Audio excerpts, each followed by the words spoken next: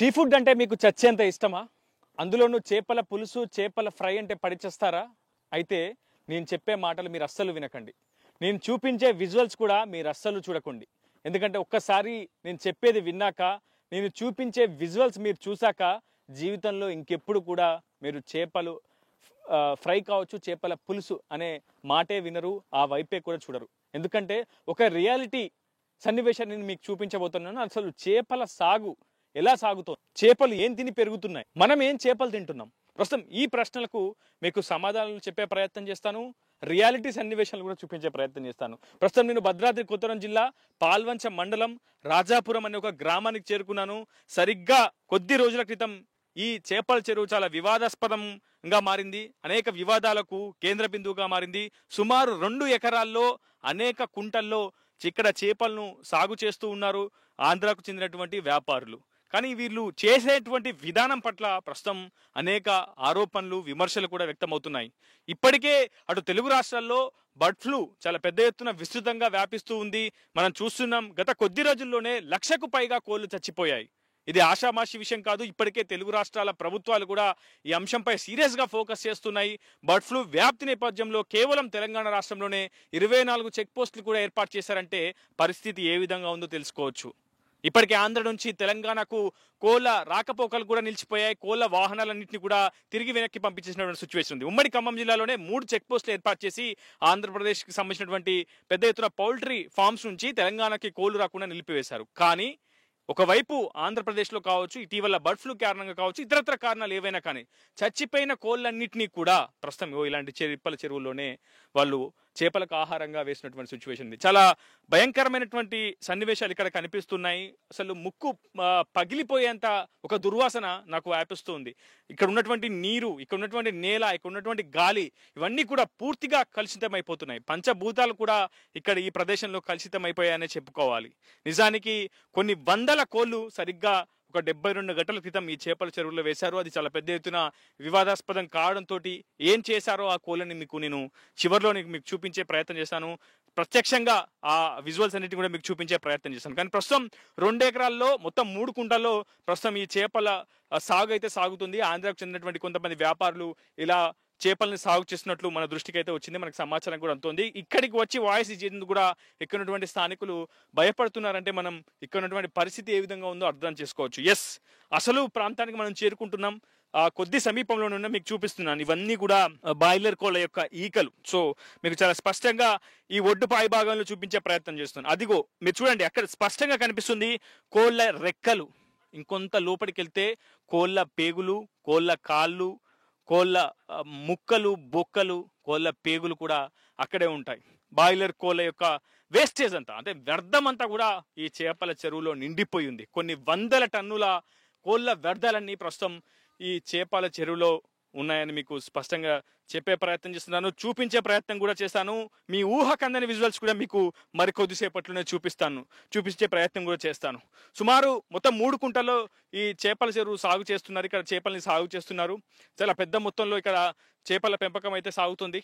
ప్రధానంగా మనకున్నటువంటి సమాచారం ప్రకారం ఆంధ్రాకు చెందినటువంటి కొంతమంది చేపల పెంపకందారులు ఇలా ప్రజల ప్రాణాలకు, ప్రజల ఆరోగ్యానికి భంగం కలిగించే విధంగా, హాని కలిగించే విధంగా ప్రజల ప్రాణాలతో చెలగాటమాడుతున్నారనేది ఈ చెరువు కుంటలను చూస్తే మీకు స్పష్టంగా అర్థమవుతోంది. చాలా పెద్ద మొత్తంలో ఇక్కడ చేపల పెంపకం సాగిస్తున్నారు. కానీ ఏం చేపలు మీరు సాగు చేస్తున్నారన్న ప్రశ్నకి ఇప్పటి వరకు సమాధానం లేదు. కొంతమంది ఏమో ఇక్కడ ఫంగస్ చేపల్ని పెంచుతున్నారు. ఈ ఫంగస్ చేపల ద్వారా ఒక మెడిసిన్కు ఉపయోగించేటటువంటి ఒక ఆయిల్ని తయారు చేస్తారు. ఆయిల్ని బయటికి తీస్తారు ఈ చేపల నుంచి.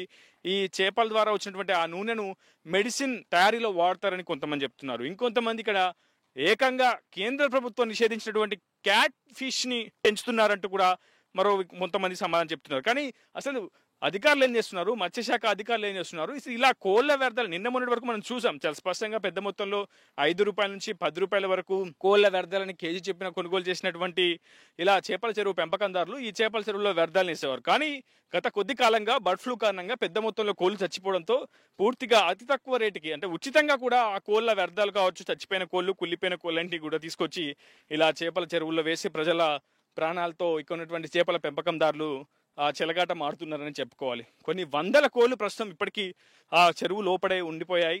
చాలా పెద్ద మొత్తంలో ఇక్కడ చేపల పెంపకం సాగుతుంది. ఒక చెరువు కాదు, ఒక కుంట కాదు, దాదాపు కనుచూపు మేరలో కనిపించేటువంటి 3-4 కుంటల్లో కూడా పెద్ద మొత్తంలో పూడికతీత తీసి ఇక్కడ చెరువుల్ని పెంచుతున్నారు.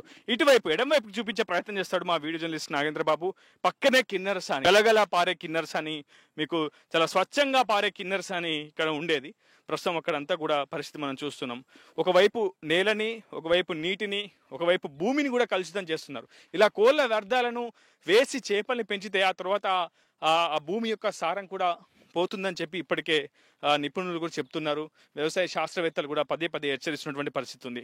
కేవలం కొద్ది లోతు మాత్రమే పూడికతీత తీయాలి, చెరువుల పెంపకందారులు నిబంధనలకు అనుగుణంగానే చేపల పెంపకం సాగించాలని మత్స్యశాఖ చెప్తుంది, వ్యవసాయ శాఖ చెప్తుంది, ఇతరత్ర అనుబంధ శాఖ అధికారులు కూడా చెప్తున్నారు. కానీ క్షేత్రస్థాయిలో చేపల పెంపకం గురించి చూపిస్తే నిజంగా దిమ్మ తిరిగిపోయే విషయాలు బయటకు వేస్తున్నాయి. నిజానికి చేపల పెంపకందారులు వేరుశనగ కావచ్చు, దానికి సంబంధించినటువంటి చేపలకు సరైనటువంటి ఆహార పదార్థాలను మాత్రమే ఆహారంగా వినియోగించాల్సి ఉంటుంది. కానీ వీళ్ళు కేవలం కోళ్ళ వ్యర్థాల ద్వారా, అంటే ఈ కోళ్ళ వ్యర్థాలను కూడా చేపలకి వేయడం ద్వారా కేవలం కొద్ది రోజుల్లోనే దాదాపు 6 నెలల్లోనే 20 కేజీలకు పైగా చేపలకు వెయిటేజ్ అనేది వస్తుందన్నమాట. సో అది తక్కువ వ్యవధిలోనే ఎక్కువగా చేపలు వెయిటేజ్ రావడం, దాని ద్వారా ఎక్కువ రేటు కూడా పలకడం అనేది జరుగుతుంది. సో కోళ్ళ వ్యర్థాలను నిన్న మొన్నటి దాకా వాడుతున్నారు. ఇప్పటికే అనేక మున్సిపాలిటీస్ కావచ్చు, పెద్ద ఎత్తున తెలంగాణ వ్యాప్తంగా అటు ఏపీ వ్యాప్తంగా కూడా చేపల పెంపకంలో కోళ్ళ వ్యర్థాలను వాడడం నిషేధమైనప్పటికీ చాలా పెద్ద మొత్తంలో ఇది రాత్రుల్లో జరుగుతుందనేది అందరికీ తెలిసినటువంటి వాస్తవ విషయమే. ఇప్పటికే చాలా పెద్ద మొత్తంలో ప్రతి చికెన్ సెంటర్ నుంచి బహుశా తెలంగాణ వ్యాప్తంగా కూడా ఈ మాఫియా దందా, ఈ వ్యర్థ పదార్థాల వేస్టేజ్ దందా కొనసాగుతూనే ఉంటుంది. ప్రధానంగా ఉమ్మడి ఖమ్మం జిల్లాలో కూడా ప్రతి చికెన్ షాప్ నుంచి ప్రతి వారం కూడా డ్రమ్ములు ఏర్పాటు చేసుకొని కిలో 5 రూపాయల నుంచి 15 రూపాయల చొప్పున చికెన్ వ్యర్థాలను కావచ్చు, కోళ్ళ వ్యర్థాలను తీసుకెళ్లి ఇలా చేపల చెరువులో వేస్తుండడం మనం నిన్న మొన్నటి చూసాం. కానీ ప్రస్తుతం ఈ చేపల పెంపకందారులు మరింత బరి తెగించారని చెప్పుకోవాలి. కుళ్ళిపోయినా, చచ్చిపోయినా, ఇతరత్ర అన్ని రకాల కోళ్ళని ఇప్పటికే దిగుమతి చేసుకుంటున్నారు.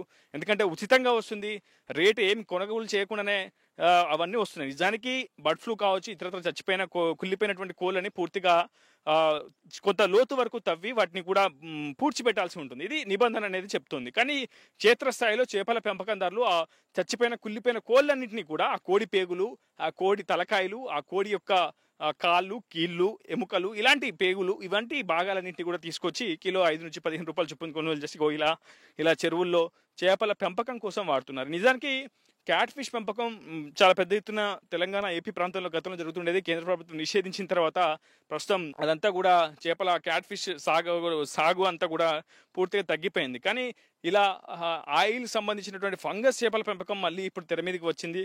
నిజానికి ఈ ఫంగస్ చేపలు కావచ్చు, క్యాట్ ఫిష్ చేపలు కూడా చూడ్డానికి కొర్రమీను చేపని పోలినట్టుగా ఉంటాయి. మీసాలు కూడా సేమ్ అదే విధంగా ఉంటాయి. సో ఆ మీసాలను తొలగించి సేమ్ ఇది కూడా కొర్రమీను చేపే అని చెప్పి చాలా పెద్ద మొత్తంలో మార్కెట్లో డిమాండ్ వచ్చే విధంగా చేపల పెంపకందారులు కూడా విక్రయిస్తుంటారు. అవి తింటే మాత్రం నిజానికి ఈ ఫంగస్ చేపలు కావచ్చు, కొర్రమీను చేపలు కావచ్చు, ఇవి తినడం వల్ల క్యాన్సర్ వచ్చే ప్రమాదం కూడా ఉందని చెప్పి డాక్టర్స్ చాలా పదే పదే హెచ్చరించినటువంటి సందర్భాలు గతంలో అనేకంగా ఉన్నాయి.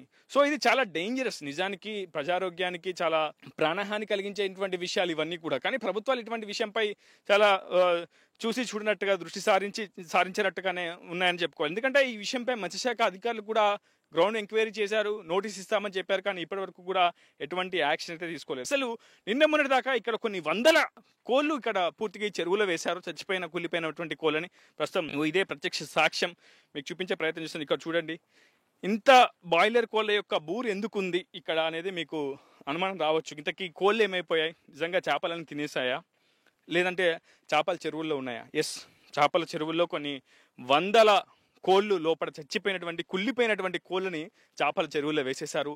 ఆ చేపలన్నింటినీ కూడా ఆహారంగా తినేశాయి ఆ కోళ్ళని.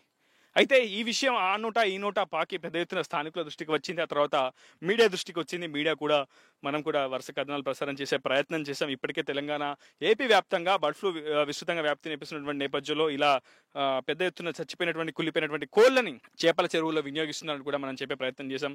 సో ఆ తర్వాత ఇక్కడ చూడండి, మీకు చూపించే ప్రయత్నం చేసాం. కోళ్ళన్నింటినీ కూడా దాదాపు ఇలా ఉన్నటువంటి ఆ కుంటల్లోంచి కోళ్ళని తీసి ఇట్లా ఒడ్డునేసి చాలా కోళ్ళని ఇప్పటికే కాల్చి వేసినటువంటి పరిస్థితి కనిపిస్తుంది.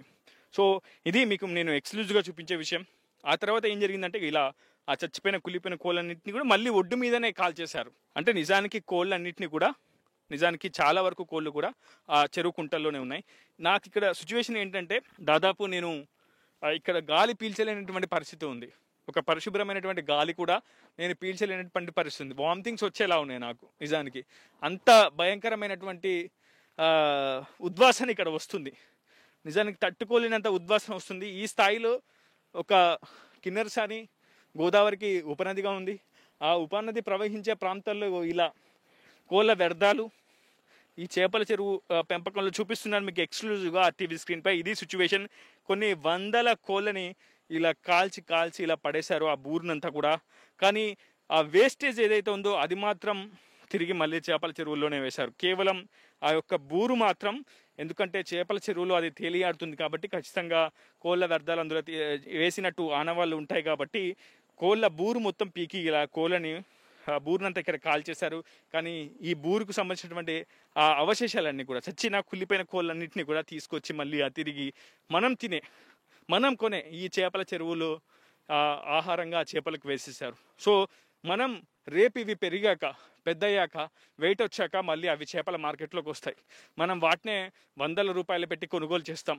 వాటికే మసాలా అద్దుతాం, పసుపు అద్దుతాం, కారం అద్దుతాం, తిరిగి ఒక రుచికరమైనటువంటి ఆహారంగా తీసుకుంటాం. అప్పటి వరకు ఏం ప్రమాదం ఉండదు. ఆ తర్వాతే మానవ శరీరంలో అనేక సమస్యలు తలెత్తుతాయని చెప్పి డాక్టర్స్ చెప్తున్నారు. కీళ్ళ నొప్పులు నరాల మీద ప్రభావం చూపిస్తాయి. ఇతరత్ర క్యాన్సర్ ఉత్ప్రేరకాలుగా ఈ చేపలు మనకి ఈ ఆహారం అంతా కూడా తీసుకున్నటువంటి సీ ఫుడ్ అంతా కూడా క్యాన్సర్ ఉత్ప్రేరకాలుగా పనిచేస్తాయని చెప్పి డాక్టర్స్ హెచ్చరిస్తున్నటువంటి పరిస్థితి ఉంది. సో ఇంత దుర్భరమైనటువంటి పరిస్థితి ఇక్కడ నెలకొంది. ఒకవైపు చేపలు పెంచుతున్నామంటూ వాటికి ఆహారంగా ఇలాంటి చచ్చిపోయిన కుళ్ళిపోయినటువంటి కోళ్ళను వ్యర్థాలుగా వేస్తూ అతి తక్కువ కాల వ్యవధిలోనే వాటికి ఎక్కువగా వెయిట్ వచ్చేస్తే ఎక్కువగా ధర పలుకుతాయన్న నేపథ్యంలో ఆంధ్రాకి చెందినటువంటి చాలామంది వ్యాపారదారులు ఇక్కడికి వచ్చి ఇలా కుంటలు తవ్వి ఇక్కడ ఉన్నటువంటి వ్యవసాయ భూములను లీజ్కి తీసుకొని ఇలా చేపల సాగు ప్రజల ఆరోగ్యానికి హానికరమైనటువంటి చేపలను పెంచుతున్నారు. అవి రేపు మళ్ళీ తిరిగి అత్యంత ప్రమాదకరమైనటువంటి రోగాలను మనుషులకు తెచ్చిపెడుతున్నాయి. ఇది ఉన్నటువంటి గ్రౌండ్ సిచ్యువేషన్. ఇక్కడ నుంచి కొంచెం మనం మరికొంత ముందుకు వెళ్ళే ప్రయత్నం చేద్దాం. అసలు బయట సిచ్యువేషన్ ఏంటో కూడా మీకు చెప్పే ప్రయత్నం చేస్తాను. నిజానికి కోళ్ళు చాలా పెద్ద మొత్తంలో చనిపోతున్నాయి. ఒకవైపు ఉష్ణోగ్రతలు కూడా పెరుగుతున్నటువంటి పరిస్థితి కనిపిస్తుంది. మరోవైపు బర్డ్ ఫ్లూ విస్తృతంగా వ్యాపిస్తున్నటువంటి పరిస్థితి కనిపిస్తుంది. ఇప్పటికే యానిమల్ హస్బెండరీ శాఖ కూడా అనేక ప్రమాద గంటికలు కూడా జారీ చేసింది. అందరూ అప్రమత్తంగా ఉండాలని చెప్పింది. ఖచ్చితంగా కోడిగుడ్లు కూడా మెరుగోయించుకునేటప్పుడు ఎక్కువగా బాయిల్ చేయాలని, కోళ్ళు ఎక్కువగా సాధారణంగా మనం పెంచుకున్నటువంటి కోళ్ళపైన ఎక్కువగా మక్కువ చూపాలని, ఆ మాంసం తినేందుకు ఎక్కువ ఆసక్తి చూపాలని చెప్పి కూడా ఇప్పటికే యానిమల్ హస్బెండరీకి సంబంధించిన పశుసంవర్ధక శాఖ అధికారులు కూడా చెప్తా ఉన్నారు. అయితే ఇటువంటి లోటుపాట్లను ఇలా బర్డ్ ఫ్లూ వ్యాప్తి కారణంగా పూర్తిగా కోళ్ళు ఎక్కువగా మృత్యువాత పడడంతో దాన్ని అవకాశంగా మలుచుకున్నటువంటి ఈ చేపల పెంపకందారులు చేపల పెంపకంలో కోళ్ళ వ్యర్థాలతో పాటు చచ్చిపోయిన కుళ్ళిపోయినటువంటి కోళ్ళను ఇక్కడ ఆహారంగా వేస్తున్నారు. ఇది అత్యంత ప్రమాదకరమైనటువంటి విషయం. ఇప్పటికైనా ప్రభుత్వాలు ఈ అంశంపై దృష్టి సారించాలి. తక్షణమే ఈ చెరువులని పూర్తి స్థాయిలో సీజ్ చేయాలి. మత్స్యశాఖ అధికారులు కూడా సీరియస్గా ఈ అంశంపై దృష్టి సారించాల్సి అవసరం ఉంటుంది. భద్రాద్రి కొత్తగూడెం జిల్లా కలెక్టర్ కావచ్చు, ఇతరత్ర అనుసంధానమైనటువంటి శాఖలన్నీ అధికారులు కూడా పూర్తిగా గ్రౌండ్ ఎంక్వైరీ చేసి అసలు ఈ చేపల పెంపకందారులు ఎవరు, వాళ్ళకి సంబంధించినటువంటి ఎవిడెన్స్ ఏంది, ఇక్కడ ఏమైనా అనుమతి ఉందా లేదా, అసలు ఏం వినియోగించారు, ఇంత క్లియర్గా కోళ్ళ వ్యర్థాలను కాదు చచ్చిపోయిన కుళ్ళిపోయిన కోళ్ళను కూడా వేస్తున్నారంటే ఖచ్చితంగా వీళ్ళపై సీరియస్ అఫెన్స్ కింద క్రిమినల్ కేసులు కూడా నమోదు చేయాలని చెప్పి పెద్ద ఎత్తున ప్రజానికం అయితే డిమాండ్ చేస్తున్నటువంటి సిచ్యువేషన్ ఉంది. సో ఇది ఇక్కడ ఉన్నటువంటి గ్రౌండ్ సిచ్యువేషన్. విజువల్ స్నానరావుతో రిపోర్టర్ ఉదయ్, RTV, రాజాపురం నుంచి. మరిన్ని వీడియోస్ కోసం ఛానల్ ని సబ్స్క్రైబ్ చేయండి. లేటెస్ట్ అప్డేట్స్ కోసం వాట్సాప్ ఛానల్ ని ఫాలో అవ్వండి. ఆ లింక్ డిస్క్రిప్షన్ లో ఉంది.